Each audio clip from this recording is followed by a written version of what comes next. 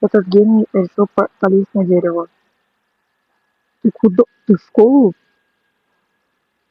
Вы посмотрите, какое стремление учиться, вот как стремиться к знаниям животные.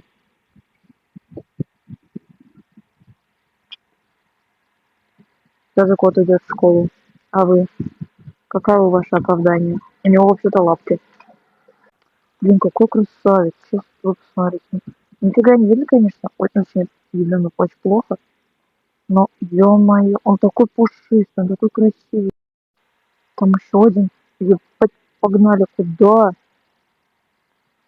Улетели. Блин, не знаю, видно или нет на видео, но она беременная. Теперь понятно, что он столько есть. Вот второй. Держи. Держи, солнце. Ешь. Кстати, что разбежались, не знаю, может, они ее охраняют от меня. Вот такая красота. Все, давай, приятного аппетита. Пока-пока.